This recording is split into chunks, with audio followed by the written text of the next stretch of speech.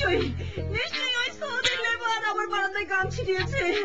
তুমি পাপিসে বলবে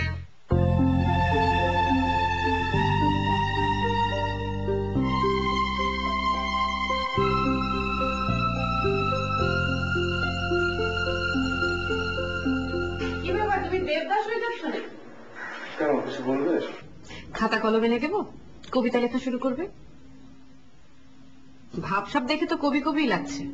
কি দেব? তোমার মেজাজ কি খুব বেশি গরম? না না, একেবারে আইস কুল। মার অবস্থা খুব খারাপ, এই সময় তো আমার মেজাজ খুব ফুরফুরে থাকার কথা, তাই না? চিৎকার করে গলা ফাটিয়ে ফেললেও তো তোমার কোনো সারা শব্দ পাওয়া যায় না। মার যদি কিছু একটা হয়ে যায় তোমার কাব্যিক ভাব ছুটে যাবে। টের তো পাও না, জ্যাম জেলি আসে তো সব আমার মার টাকায়, নিজের টাকায় কিনতে হলে বুঝতে পারতে। মার কি হয়েছে? কি হয়েছে সেটা তোমার এখন জানতে হবে না। চলো মাকে নিয়ে হাসপাতালে যেতে হবে, আসো।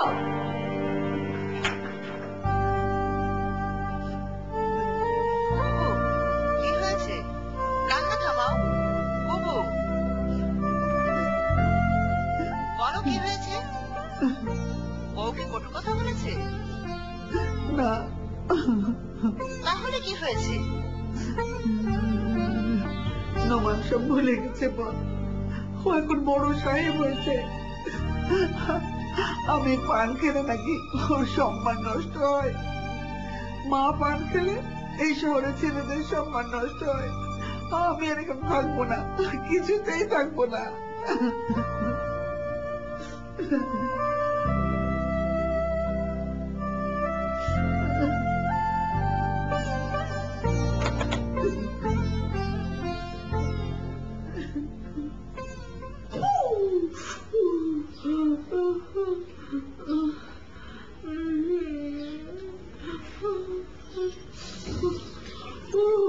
মা, আপনার কেমন লাগছে? আরাম লাগছে, আরাম, খুব আরাম লাগছে। একেবারে সমুদ্রের পাড়ে বালুর মধ্যে শুয়ে থাকার মতো আরাম। দেখতে পাচ্ছ না মার কি কষ্ট হচ্ছে? এরকম হাত গুছিয়ে না বসে থেকে মাকে হাসপাতালে নিয়ে যাও। আমি হাসপাতালে যাব না, আগে আমি ওই সৌদি লেবারটার গাম ছিটানোর স্বাদ মেটাবো, তারপর আমি হাসপাতালে যাব। মা, আপনি ধীরে ধীরে ওঠেন। উঠতে পারছি না তো, পাটা তো মনে হয় ভেঙে টুকরো টুকরো হয়ে গেছে। আমি ওই সৌদির খেজুরের ঘাড় ভাঙবো। খালাম্মা, আপনি হাসপাতালে যান, আর আমি এদিকে তদন্ত করে দেখি সত্যি সত্যি সেলিম মামা গাম ছিটিয়েছে কিনা। ওই ছিটিয়েছে, আমি ওই লোকটাকে হাড়ে হাড়ে চিনি। মিডল ইস্টের একটা মিডল ক্লাস লেবার, এ কাজ ওই করেছে। তোমরা এক কাজ করো, আমাকে ওই লোকটার কাছে নিয়ে যাও, আমি ওই মিডল ক্লাস লেবারটাকে থার্ড ক্লাস লেবার বানিয়ে ছাড়বো। মা, আমি তোমার মেয়ে, এর প্রতিশোধ আমি নেবই না। কোনো চিন্তা করো না, তুমি যাও, হাসপাতালে যাও। না না না, তোমাকে কিচ্ছু করতে হবে না, যা করার আমিই করবো।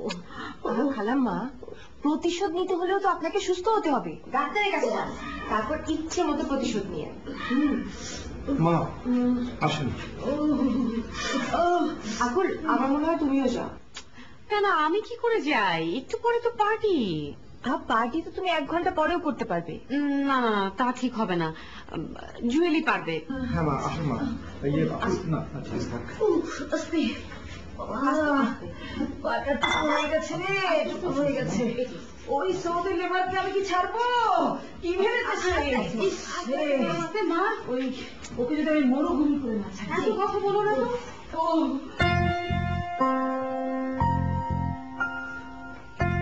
এবার বোঝো আমি কাদের পাশে বাস করি?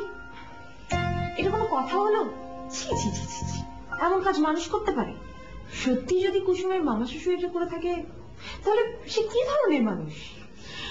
মার যদি কিছু একটা হয়ে যেত, রাগে আমার শরীরটা জ্বলে যাচ্ছে। না না, তুমি মাথা ঠান্ডা করো, আমি তো প্রায় কুসুমদের বাড়ি যাই, ওই গামের উৎস আমি ঠিকই বের করে ফেলবো। চল, ড্রয়িং রুমে চল। তুমি যাও, আমি তো রেডি হয়ে আসছি। হ্যাঁ আচ্ছা ঠিক আছে, তাড়াতাড়ি।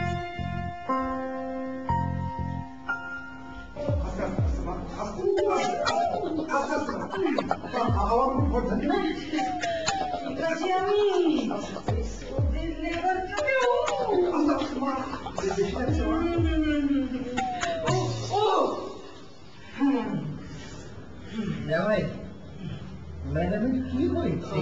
ড্রাইভার, ড্রাইভার, মামা আমাদের ড্রাইভারটা একটু দেখে দিন না। অবশ্যই রেখে দিচ্ছি। আপনাকে রাখতে হবে না, গাছের গোড়া কি তার কাছে পানি দেওয়া হচ্ছে না? আপনি এসব কি বলছেন ম্যাডাম? আমি পানি ঢালবো কোথেকে? আচ্ছা আপনি আমাকে সবসময় বলেন যে আমি সৌদি আরবের লোক, আমি তো জানি পানির কি মূল্য। আমার পাটা একটু ভালো হোক, আপনার মাথায় আমি ড্রেনের পানি ঢেলে দেবো আর হাতে সৌদি আরবের ভিসা ধরিয়ে দেবো। আর তা যদি না পারি আমি দেশে থাকবো না। সেটা আপনি পারবেন ম্যাডাম, আর পারলে আমি খুব খুশি হবো। কতদিন সৌদি আরব যাই না, বেড়াতে যেতে খুব ইচ্ছা হচ্ছে। আর ফ্রি ভিসা হলে তো আমি নাচতে নাচতে যাবো। নাচাবো আপনাকে, আমি বাদল নাচ নাচাবো, ঠিক হয়ে নিয়ে একটু। মামা, মামা আমাদের ড্রাইভার ড্রাইভার তুমি রাখতে পারছো না? তুমি রাখো। ও হ্যাঁ আমি পারবো। রাখো। ড্রাইভার, ড্রাইভার, তোমার গাড়ির কাছে চলো, অনিশ্চয় গাড়িতে ঘুমোচ্ছে। খবরদার গায়ে দেবেন না, সরেন। এবার একটু মরুভূমির লোক।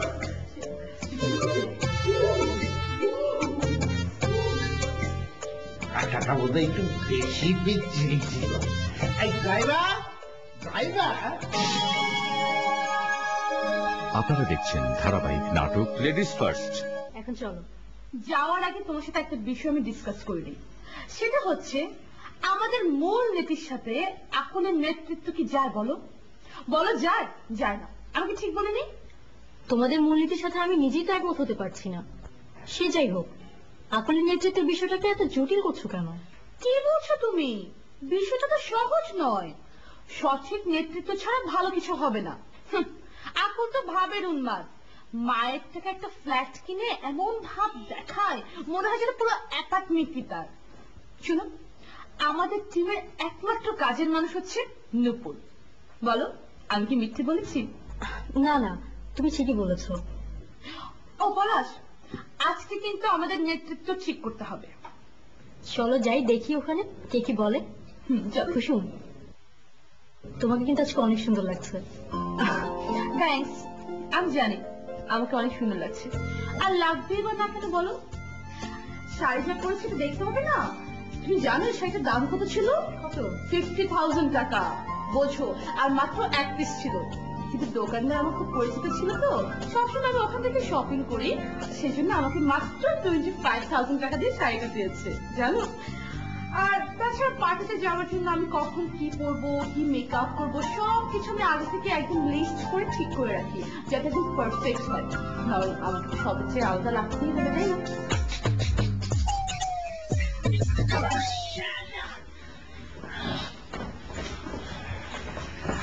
কিরে কেমন আছিস? এই তো বাবা একটু আগে। তোর শরীর কেমন? ফাটাফাটি। এখন 90 মিনিট না, মিডফিল্ড একেবারে দৌড়ে দৌড়ে ফুটবল খেলতে পারবো, দরকার হলে এক্সট্রা টাইম। তাই নাকি বাবা?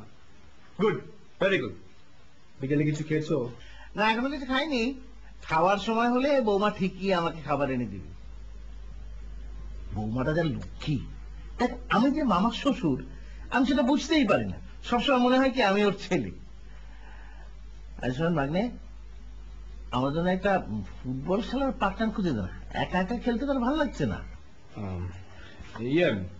চলো মা, নাস্তা করি। নো নাস্তা, এখন আমার পেট পুরে খেতে ইচ্ছে করছে। এই বৌমা কোথায়? ও তো একটু বাইরে গেল, নাস্তা রেডি আছে, চলো। আচ্ছা ঠিক আছে, তুই যাম পরে আসছি। কি চলো, আমার অতি জরুরি একটা কাজ আছে, অল্পক্ষণ আমি একটু নিচে যাবো, কিছুক্ষণের মতো চলে আসি। ওকে তাড়াতাড়ি আসো, তুমি আসলে তারপরে আসলে নাস্তা। ওকে চলে।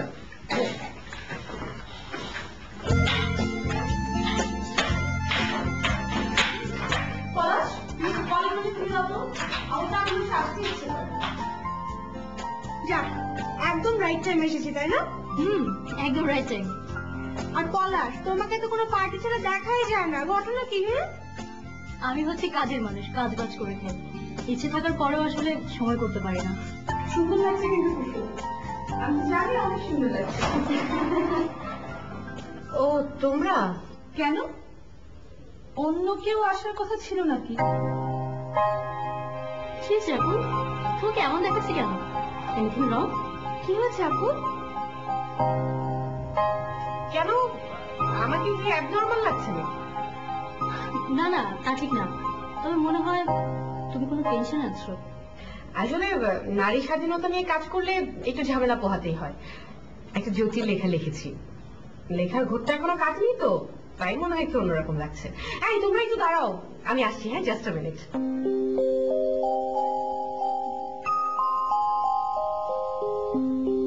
এই অনুষ্ঠানে আসার জন্য তোমাদের সবাইকে ফুল দিয়ে শুভেচ্ছা।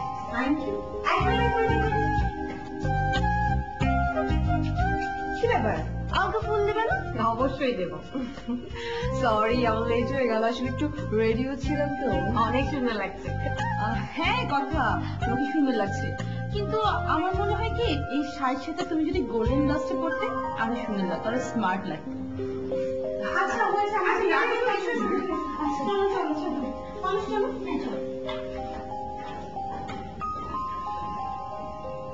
নারীরা বাসরাত থেকেই পুরুষের প্রহসনের শিকার। মোটা অঙ্কের বেলমোহরের টাকা সামান্য কিছু বায়না বাবদ দিয়ে আর সবই রাখছে বাকি।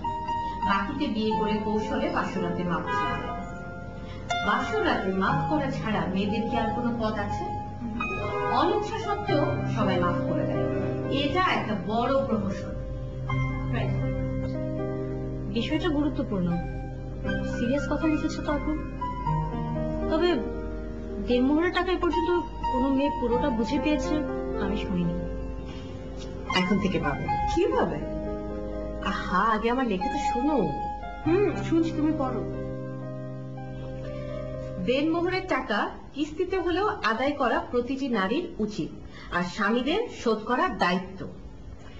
যেহেতু টাকার ফিগার হাই থাকে, সেহেতু ছেলেদের কাছ থেকে কিস্তিতে টাকা উসুল করা যেতে পারে। প্রচলিত ব্যাংকিং সিস্টেমে টাকা আদায় করতে হবে। যার স্বামীর আয় কম, তার স্বামী 20 বছর মেয়াদী স্কিম করে পরিশোধ করবে। যার স্বামীর আয় বেশি, তার স্বামী 5 থেকে 15 বছর স্কিম করে শোধ করবে। তবে স্কিমের মেয়াদ বেশি হলে সুদের হার বেড়ে যাবে। সুদের হার বেড়ে যাবে মানে? এই সহজ বিষয়টা বুঝতে পারলে না? ব্যাংক কি তোমাকে এমনি এমনি লোন দেয়? ব্যাংক লোন দিলে তাদেরকে সুদ দিতে হয় না? তাই বলে হাজবেন্ডের কাছ থেকে ইন্টারেস্ট? অবশ্যই। দেনমোহর তো নারীর প্রাপ্য টাকা, নগদ দিতে হবে। আমরা যে কিস্তিতে দেবার সুযোগ করে দিচ্ছি, এটা তো অনেক বেশি। না, সুদ ছাড়া যাবে না। তারপরে শোনো, 5 বছরের বেশি মেয়াদী হলে 16 থেকে 18% সুদ আদায় করতে হবে। কেউ কোনো কিস্তি কোনো মাসে দিতে না পারলে তার উপর চক্রবৃদ্ধি হারে সুদ বসাতে হবে। আমরা অনেকেই বিয়েই তো করেছি টাকা, গাড়ি, এসব যৌতুক দিয়ে। সো ওইসব বিষয় না তুলে দেনমোহর নিয়ে লেখা কিছু আছে বলে আমি মনে করি না, তাই না? আহা, যৌতুক কি আমরা দেই? দেয় আমাদের গার্ডিয়ানরা। আর যৌতুকের সাথে দেনমোহর মেলালে তো চলবে না। দেনমোহর হচ্ছে নারীদের প্রাপ্য টাকা, পাওনা। এটা আমাদেরকে দিতেই হবে।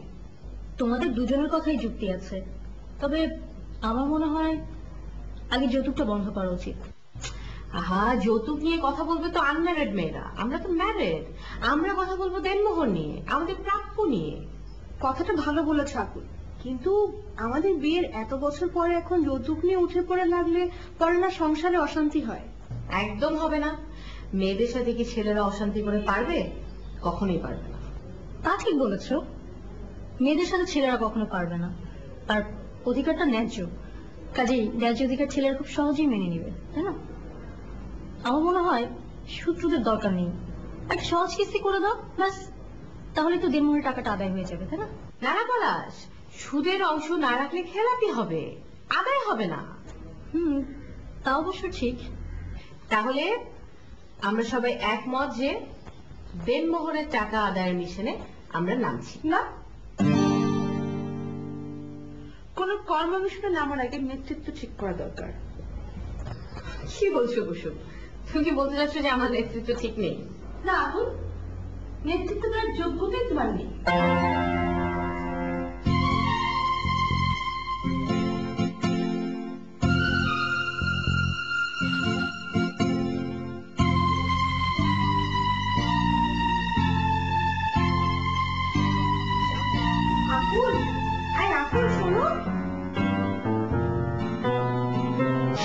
আপনারা দেখছেন ধারাবাহিক নাটক লেডিস ফার্স্ট।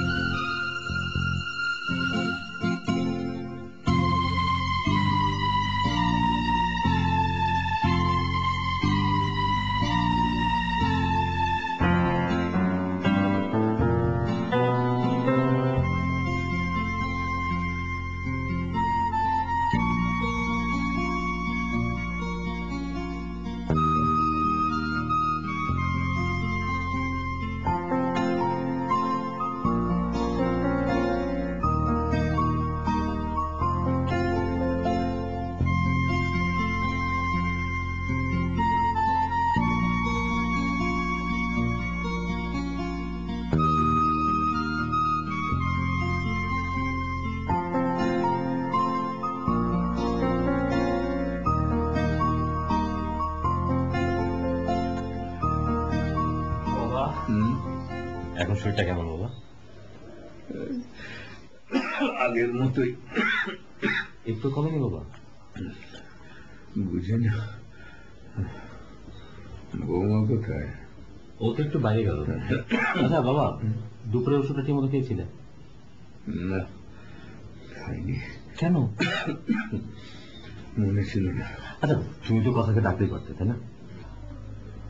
বৌমাকে কত ডাকলাম, আজকাল বৌমা আমার ডাকা শুনতেই পায় না। আজকের খবরের কাগজ পড়েছ? হ্যাঁ বাবা, পড়েছি। কেন, কোনো বিশেষ খবর আছে নাকি? না, বিশেষ কোনো খবর না, একটা আর্টিকেল আছে। আর্টিকেল?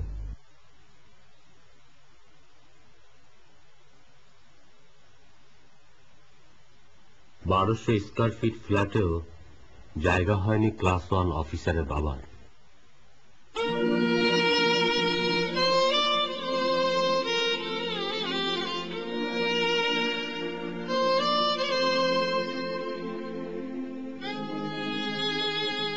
ক্লাস 1 কর্মকর্তার বাবার ঠিকানা বস্তির পলিথিনের ঘরে। বাবা সহায় সম্বল বিক্রি করে ছেলেকে ফ্ল্যাট কিনে দেয়। বোর খারাপ ব্যবহারে ফ্ল্যাটে থাকতে পারে না বাবা।